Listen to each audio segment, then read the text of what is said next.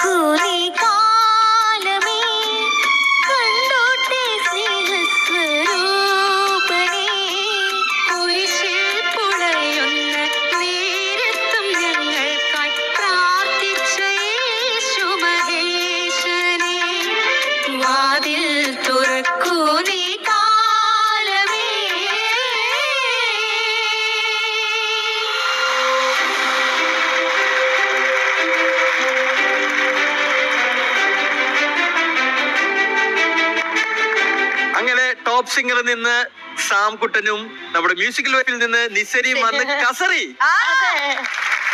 ഇന്ന് എന്ത് പറ്റി ഇവന്? എന്താ അതുമില്ലാതൊരു ഉന്മേഷം. അതെ, നിസരിയും വന്ന് കസറി മ്യൂസിക്കൽ ലൈഫിലാണ് പറയുന്നത് എങ്കിൽ ഏത് വഴി പോയി നീ വെച്ചോ? അതെ ഒരു കയ്യകലത്തിൽ നിൽക്കുന്നോണ്ട് കേട്ടോ. എനിക്ക് ഈ എപ്പിസോഡ് കഴിയുമ്പോ കോസ്റ്റ്യൂം തരണേ. കോസ്റ്റ്യൂം എന്തിനാ? കോസ്റ്റ്യൂം ഞങ്ങളുടെ അവിടെ ഒരു കരവളറക്കാനാ. ഈ അടുത്ത എപ്പിസോഡ് നിനക്കിടാൻ വേണ്ടിട്ടാണോന്ന് അറിയാനായിട്ട് കൊള്ളു അതിന്റെ അകത്തെ. എങ്ങനെ ഉണ്ടായിരുന്നു? നമ്മുടെ ടോപ്പ് സിംഗർ ഒരാളുണ്ട്, നമ്മുടെ മ്യൂസിക്കൽ ലൈഫിൽ ഒരാളുണ്ട്. എങ്ങനെ ഉണ്ടായിരുന്നു മൊത്തത്തില്? നിസരിയുടെ പാട്ട് നമ്മൾ പിന്നെ കേൾക്കുന്നതാണ്, അത് കാരണം അറിയാം. പക്ഷെ സാം എന്തായിരുന്നു, എനിക്ക് പിച്ച് പെർഫെക്റ്റ് ആയിട്ട് മോൻ പാടിയെന്ന് മാത്രമല്ല, ആക്ഷനും എക്സ്പ്രഷനും മാത്രമല്ല, നിസരി എന്ന് പറയുന്നത് ഒരു ഗ്രോൺ അഡൾട്ട് ആണ്. ആളുടെ ഒപ്പത്തിനൊപ്പം നിന്ന് ഇത്ര മനോഹരമായിട്ട് ഡുവറ്റ് പാടി എന്നുള്ളതാണ്. അസലായി പാടിട്ടോ, എനിക്ക് ഭയങ്കര ഇഷ്ടമായി. അപ്പൊ I am very proud to be here. മോന്റെ പാട്ട് കേട്ടി ഒത്തിരി സന്തോഷം കേട്ടോ. Merry Christmas. Happy Christmas. Merry Christmas Nisari. Happy Christmas. കഴിഞ്ഞ സീസൺ ടോപ്പ് സിംഗർ ആയാലും ശരി, മ്യൂസിക്കൽ മ്യൂസിക് ശരി, ഞാനൊരു കുമ്പിടിയായിരുന്നു, അവിടെയും ഇവിടെയും. പക്ഷെ ഇത്തവണ ഞാൻ ടോപ്പ് സിംഗറിൽ മാത്രമാണ് വെറും പിടിയ. രഞ്ജനി പറയാ വെറും പിടിയായിരുന്നു. അപ്പൊ കഴിഞ്ഞൊരു എപ്പിസോഡില് നമ്മുടെ സാം കുട്ടൻ കരുണാമയനെ എന്നുള്ള പാട്ട് പാടി. അതൊരു ഭക്തിഗാനം, മധുരമഴ പെയ്യിച്ചു എന്ന് ടോപ്പ് സ്കോറർ ആയിരുന്നു. മധുരമഴ പെയ്യിച്ചു ആദ്യത്തെ 100 ആയിരുന്നു അല്ലെ? അപ്പൊ ആ കരുണാമയനെ പാടിയപ്പോ കിട്ടിയ ഒരു ഫീൽ, ഒരു ഡിവോഷണൽ ഫീൽ, ആ ഭക്തി മയം, ആ ഭക്തിരസം, അത് ഇന്ന് പാടിയപ്പോഴും ഉണ്ടായിരുന്നു. പിന്നെ നിസരി കൊള്ളാം. Thank you sir. വളരെ വളരെ സന്തോഷം, നന്നായിട്ടുണ്ട് പാടിയത്, സൂപ്പർ ആയിട്ട്. Thank you sir. Thank U.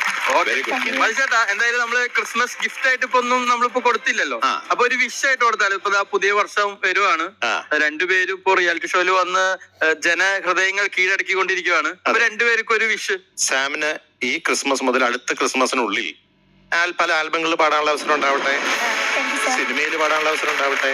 പിന്നെ സിനിമ നടനാവണം എന്നുള്ളൊരു ആഗ്രഹം ആ മനസ്സിൽ ഒളിഞ്ഞിരിക്കുന്നുണ്ട് അല്ലേ? ഉണ്ടോ? അപ്പൊ ആ ഒരു ആഗ്രഹം കൂടി നടക്കട്ടെ, അത് സാധിക്കട്ടെ.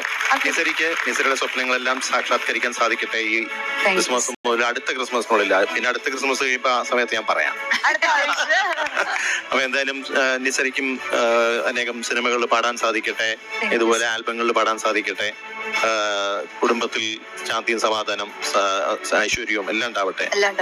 Thank you so much. Thank you. Okay, അപ്പൊ ഗംഭീര ഗിഫ്റ്റ് ആണ് കിട്ടിയിട്ടുള്ളത് ഈ ക്രിസ്മസിന്. ഇനി ആര്യ, എന്തൊരു രസമാണ് പാട്ട് കേൾക്കാൻ. അത് മാത്രല്ല, നിങ്ങൾ രണ്ടുപേരും കൂടെ വരുമ്പോഴേ ആക്ച്വൽ മഹാസംഗമം ഇവിടെ ആയി. അതാണ് കാണാൻ പറ്റുന്നത്, കേൾക്കാനും പറ്റുന്നത്.